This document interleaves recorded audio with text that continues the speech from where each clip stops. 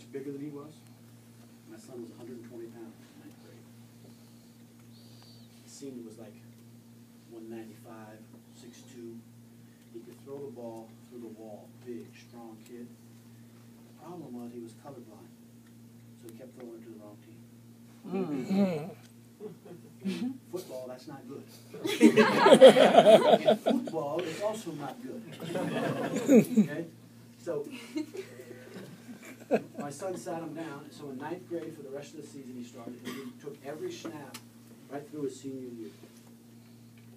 In his career, he threw for over 10,000 yards, 10,236 to be exact. He threw for 112 touchdown passes. His thinking is superior to everybody else only because his dad was in his head on a regular basis talking about winning and the way you got to think to win. And he threw for 112 touchdown passes, which for those of you who have no clue what that means or what the significance is, he is the all-time career passing leader in the state of Florida in high school football history. Woo! Nobody ever, he's not here. Nobody has ever thrown for 112 touchdown passes. Only one person has ever thrown for over 10,000 yards.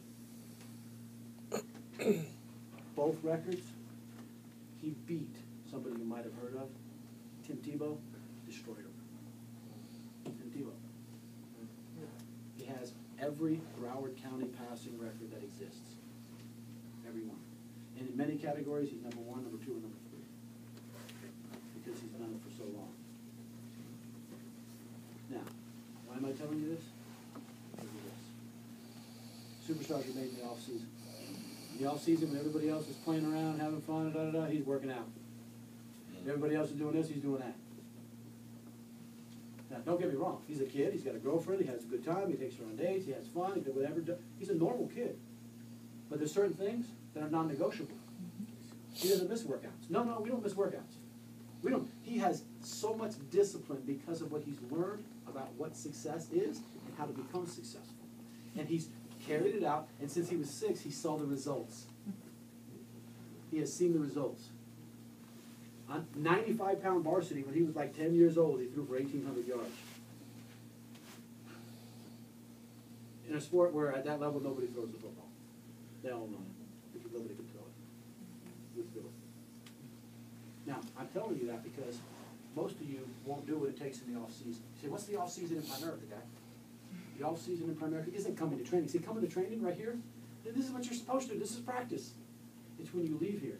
How much time are you going to spend reading? How much time are you going to spend listening to tapes? How much time are you going to spend in field training? How much time are you going to spend reading stuff to get better at your craft? Preparing yourself, conditioning yourself so that when you're out there in the field and an issue comes up, you got it. Why? Because you read about it. You learned it. Why? Superstars are made in the off-season. The greatest athletes there are, anywhere, all work harder than anybody else in the off-season. They work out when other people don't work out. LeBron James is typically the first guy to the gym, the last guy to leave. Wow. Even during the season. Saw what he did last night. Anybody see what LeBron did last night? Oh, yeah, he killed it. It was nasty. Yeah. A simple man believes anything, but a prudent man gives thought to his steps. Preparation. There's been plenty of guys in the business that come and say, I'm just winging it. I'm winging it. Oh, watch out. You're winging it. Ooh, you'll be around long. They're gone. Right? Oh, I'm just winging it. I shoot from the hip. You're going to get killed by people who don't, by the way. Get good at the fundamentals. Here they are. Prospecting. You got to get really, really good at prospecting. Prospecting is simply adding names to your existing list. How do I add names to my existing list? A million different ways. There's a ton of things you can do to add names. Referrals, picking up business cards, saying hi to people you meet, creating a friend, prospecting, setting appointments. You got to get good at setting appointments. You got to get good at giving a good presentation. You don't have to be great at the presentation. You got to be good at the presentation. Collecting information so that you can go back and do an F&A and a carryback. Getting good commitments. Having knowledge of the products, how they work. Do you really know how the products work? Closing the sale. And then you do it again, again, and again. That's our business on the fundamental side. Once you get that down, you're done. because that's not going to change. It's going to be easy. Some of you think you need to know that, and that's the end. That's not the answer. That's the easy part. The hard part is the thinking that's going on up here. These are just the fundamentals of our business. By the way, this presentation is going to be here, so you can get it from Yes. Fernando. Put on the blinders. Blinders. Blinders. It's funny. Coaching football, you coach all kinds of different athletes, and sometimes the quarterbacks that I've coached over the years, they come off the field on timeout, and I'm talking to them, and I'm looking them in the eye, and they're like this. Got it, coach. Got it. Yeah. Okay. That's my son. He's like that. Yeah. Got it. Got it. In fact, sometimes he'd come over to sideline, and he'd scream out what I was thinking, and he'd run back out there. And I hadn't even said anything yet. Like, how does he know? Like, he'd been around me so long, he knew exactly what I was going to say, what the play was, and he'd look at me, and he'd go like right back out there. And he's so zeroed in and focused on what he has to do. And then I've had other quarterbacks that come out there, and I'm talking to them, and they're looking in the stands, they're looking for their girlfriend, they're listening to the band, they're looking at their mom, mommy's going, oh, are you okay, son? Oh. Right? And they're just looking, they're distracted by everything. And they can't perform because they can't zero in and get it all out. And some of you are like that in your business.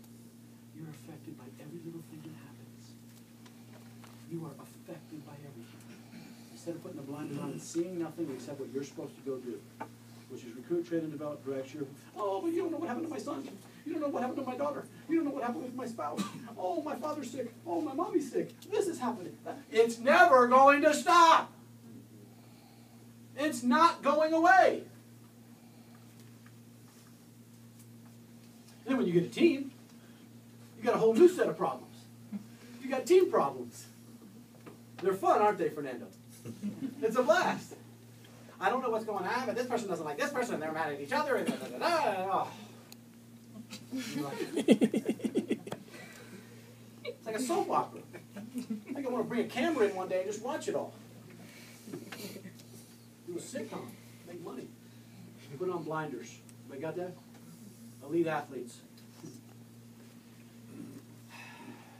The elite athletes train differently and do everything differently than everybody who wants to be average millionaire. As a football coach, especially, I taught at Heather Minor Lake Senior High School when I was teaching last.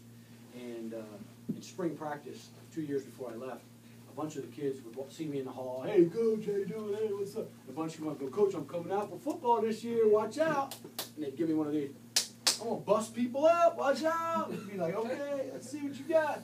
And, and it seemed like about 300 guys said that. And then football started, and about 175 guys showed up. First I thought, where's the other 125? The other, like, 175? We only got uniforms for like 60. What are we going to do with 170? Man, we're going to have a lot to choose from. And then the first couple of days of practice, there was no footballs up there. It was all conditioning. We just want to find out who was in shape. We want to find out who prepared themselves.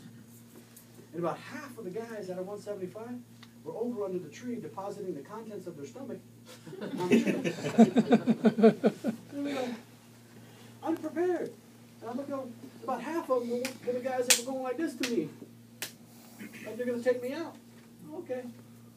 Sure enough, half of them were gone the next day. Half of them were gone the next day. It's like, wow. By the time the season started, we had 60 guys. And out of those 60 guys, only 22 start. 11 on offense, 11 on defense. Out of the 11 that start on offense, 11 that start on defense, about 3 or 4 on each side are the players. Out of the players, 1 on each side is the captain of the team. So we broke down all these people down to the players. And you will go out and recruit 3 people and are mad that you haven't become a senior national sales director yet. When the whole world ain't nothing but numbers. No matter what it is, you watch the NBA, Major League Baseball, the NFL, National Hockey League, you think, wow, those guys are awesome. Look at them. They're one of millions that made it to that level. Millions that are trying to get to that level. The whole world ain't nothing but numbers. That's all it is. And you go through 4 or 5 people and think, oh, this ain't going to work. Got to do the numbers. Elite athletes understand that. By the way, anybody have any financial problems, any stresses, any relationship problems, health problems, everyone? Isn't that everybody? Yep. We all got issues, right? These are the things that we all have. And I knew you all could make this list a lot longer. But it doesn't matter. At the end of the day, you're still broke. You're either going to do something about it or not. Remove the clutter and learn to say no. You have things in your life you need to get rid of. And for some of you, that might be people. And for some of you, it's activities and things that you're doing that you have to like manufacture the energy, you have to create energy to do it. Don't do it. Because in our business, if you're going to decide to become financially independent and secure, you have to get rid of certain things that are in the way. Now listen, a lot of you do things that you should be doing, but some of you are doing things you really don't need to be doing. You think, yeah, but it's my obligation, I feel obligated. Listen, I spent a whole year as a pastor of my church for a period of time. It was the right thing for me to do at that time. But listen, there was also a time where I said no to everybody for everything because I knew what I was supposed to be doing. And that was helping my family become financially independent. So I got rid of all of it. I didn't teach a Sunday school class. I didn't serve for a little while. If I did something that was real minor, it was something that didn't take any preparation. It was just something I went in and did, and boom, I was out. Why? Because I was totally focused for a period of time. And I learned to say no, and I got rid of the clutter. Some of you just can't say no. So you're doing all these little things, helping all these people do all these little things that do nothing for you, your financial security, your family's financial security. Believe me, you go make a ton of money, you'll be able to pay for all that stuff. Okay? You'll be able to pay for all that stuff. There's family members right now that love Guy and Kathy shashanty. They love us. Because without us, they would not be able to make it month to month.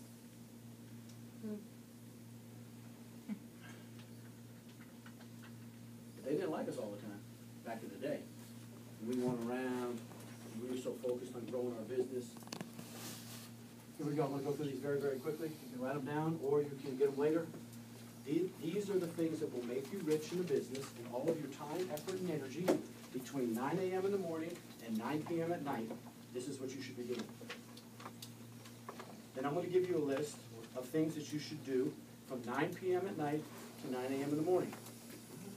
And that does include sleep. Okay? Here we go. Prospect. Recruit. Set appointments. Field train people. Classroom training. What we're doing now. Show up to every meeting with people. Oh, that means at 9 o'clock I got to be done, huh? There ain't no way I'm getting done at 9. So anyway, let's try to get it done. Constant and never-ending improvement. Okay? Now I know. I didn't get them all. I gotta put them back up there. Now I'm going to show you the make you poor activities. These will make you rich. Anybody want to be rich? Anybody want to be financially independent? Spend all your time doing this. Now, did I tell you about the pastor? I did? Yes. The sermon? Yeah? What happened? What was the message? He was not going to change it until everybody gets it. Oh, okay. These are the what activities? Yes. Don't make me tell the pastor story again. I don't want to have to say it again. Make you poor. Sleeping in. Email. Paperwork. Computer work. TV. Oh, don't take away my Facebook. I'm tweeting. Socializing. Hanging out by the water cooler. I'm preparing for training. FNA. All the RVPs. Well, I'm always preparing for training. Why don't you prepare your butt to get out in the field and be a leader? Preparing for training. Okay? There are times where I've come to training and I said, listen, guys, everybody ready? I got nothing for you tonight. I got nothing. I've been going out there, kicking my butt, trying to make everything. I got no preparation. I have no idea what I'm going to say to you tonight. There's about 4 or 5 of you who ain't done jack in the last 6 weeks. Why don't you come up here and do training since you've had all this time to prepare? And I walk out. They'd be like, what? You just do that? And some of them that had seen it before, yeah, he did it. And they go, well, who's going to do training? And they'd all look at each other like, there ain't not one of them going to get up after that, right? So they'd be like, go home, set appointments. Or sometimes I go, same thing, I say the same, I say, look, here's what we're going to do. Right now, it's 7:30, at 9 o'clock, We're gonna all meet back in here, and I wanna know